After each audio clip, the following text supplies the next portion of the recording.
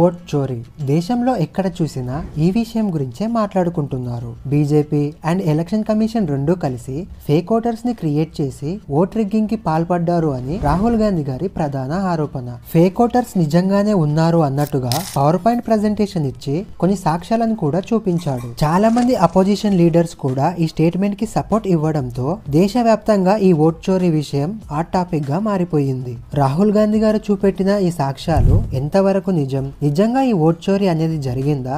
ఈ వివాదం అసలు ఎప్పటి నుంచి మొదలైందో ఈ వీడియోలో మనం తెలుసుకుందాం. వీడియో చాలా ఇంట్రెస్టింగ్ గా ఉండబోతుంది. సో వీడియోని స్కిప్ చేయకుండా లాస్ట్ వరకు చూడండి. 2024 ఎలక్షన్స్ వరల్డ్ లోనే బిగ్గెస్ట్ ఎలక్షన్స్ గా ఇది రికార్డు సృష్టించింది. ఈ ఎలక్షన్స్ లో బీజేపీ పార్టీ 3వసారి గెలిచింది. వరల్డ్ రికార్డు సృష్టించిన ఈ ఎలక్షన్ లోనే ఓట్ రిగ్గింగ్ జరిగింది అని రాహుల్ గాంధీ గారు ఆరోపించారు. ఆగస్టు 7న ఢిల్లీలో హై ప్రొఫైల్ జర్నలిస్టులు నిర్వహించిన ప్రెస్ మీట్ లో రాహుల్ గాంధీ గారు ఈ ఓట్ చోరీ విషయం గురించి మాట్లాడారు. ఇండియా కూటమిలో ఉన్న లీడర్స్ కూడా ఈ స్టేట్మెంట్ కి సపోర్ట్ గా నిలిచారు. బెంగళూరు సెంట్రల్ పార్లమెంటరీ నియోజకవర్గంలో భాగమైన మహాదేవ్పుర ఎన్నికల డేటాను రాహుల్ గాంధీ గారు ఎగ్జాంపుల్ గా చూపించారు. ఈ ఎలక్షన్ డేటాని చూపిస్తూ రాహుల్ గాంధీ గారు కొన్ని ప్రధాన ఆరోపణలు కూడా చేశారు. అవి ఏంటంటే 1,00,000కి పైగా ఓట్లు రిగ్గింగ్ కి గురయ్యాయని ఆయన ఆరోపించారు. టోటల్ గా 5 టైప్స్ లో ఈ ఓట్స్ ని మిస్యూజ్ చేశారు అని ఆయన ఆరోపించాడు. First one duplicate voters, second type వచ్చేసి fake and invalid address voters, third one bulk voters in single address, fourth one invalid photos and fifth one misuse form 6. అంతేకాకుండా ఎలక్షన్ కమిషన్ పోలింగ్ బూత్ల నుండి CCTV footage లను delete చేశారు అని ఆయన ఆరోపించాడు. మహాదేవ్పురలో ఒకే address నుంచి 80,000 మంది voters ఉన్నారని,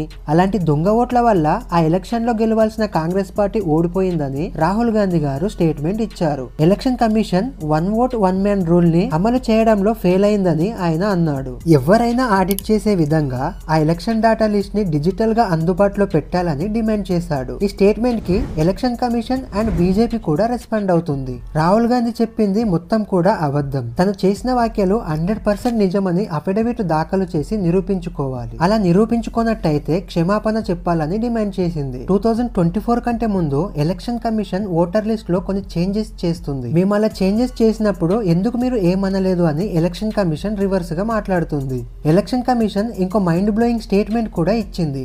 ఎన్నికల కమిషన్ పైన ఏదైనా మీరు కంప్లైంట్ చెయ్యాలి అనుకుంటే చెయ్యొచ్చు, కానీ వాటికి సంబంధించిన సీసీటీవీ ఫుటేజ్ మాత్రం ఎన్నికల రిజల్ట్ వచ్చిన 45 డేస్ తర్వాత మాత్రమే అందుబాటులో ఉంటుంది. ఈ వివాదం పొలిటికల్ గా చాలా పెద్ద టర్నింగ్ పాయింట్ తీసుకుంది. ఈ విషయంపై బీజేపీ కూడా కౌంటర్ ఇస్తుంది. ఇప్పుడు మీరు చెప్పే మహాదేవ్పురలో తప్ప మిగిలిన వాటిలో మీరు గెలిచారు కదా, అంటే మీరు ఓడిపోయిన నియోజకవర్గంలో ఫ్రాడ్ జరిగినట్ట? ఎలక్షన్ పోల్స్ ఇచ్చిన రిపోర్ట్ ప్రకారం మహాదేవ్పుర నియోజకవర్గంలో మీరు గెలవాలి, కానీ మీ ప్రిడిక్షన్ తప్పై మేము నియోజకవర్గంలో గెలిచాము, అంత మాత్రాన ఆ నియోజకవర్గంలో ఫ్రాడ్ జరుగుతుందా అని స్పందించింది. ఈ విషయం దేశవ్యాప్తంగా వైరల్ కావడంతో లక్షల మంది ఒకేసారి ఎలక్షన్ కమిషన్ వెబ్సైట్ ని విజిట్ చేశారు. దీంతో ఎలక్షన్ కమిషన్ వెబ్సైట్ 2 రోజుల పాటు పనిచేయకుండా పోయింది. ఈ విషయం పైన ప్రజలు కూడా ఒక్కొక్కరు ఒక్కో విధంగా స్పందిస్తున్నారు. కేవలం ఒక్క నియోజకవర్గంలో జరిగిన డాటాని పట్టుకొని దేశం మొత్తంలో ఈ స్కామ్ జరిగింది అనడం ఎంతవరకు నిజమని ప్రశ్నిస్తున్నారు. రిజల్ట్ వచ్చిన ఇన్ని రోజులు సైలెంట్ గా ఉండి కరెక్ట్ గా బీహార్ లో వచ్చే ఇంపార్టెంట్ ఎలక్షన్ ముందే ఈ ఆరోపణలు చేయడం ఏంటని మరికొందరు అభిప్రాయపడుతున్నారు.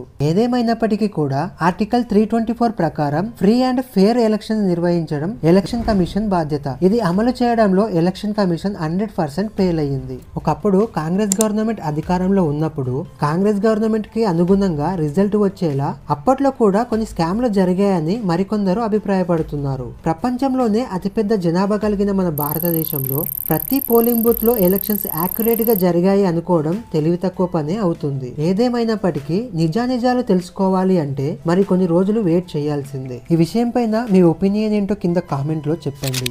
ఈ వీడియో మీకు నచ్చినట్టయితే వీడియోకి ఒక లైక్ చేసి ఛానల్ని సబ్స్క్రైబ్ చేసుకుంటారని కోరుకుంటున్నాను. మరో ఇంట్రెస్టింగ్ వీడియోతో మళ్ళీ కలుద్దాం. అంతవరకు ఉంటాను. Bye bye.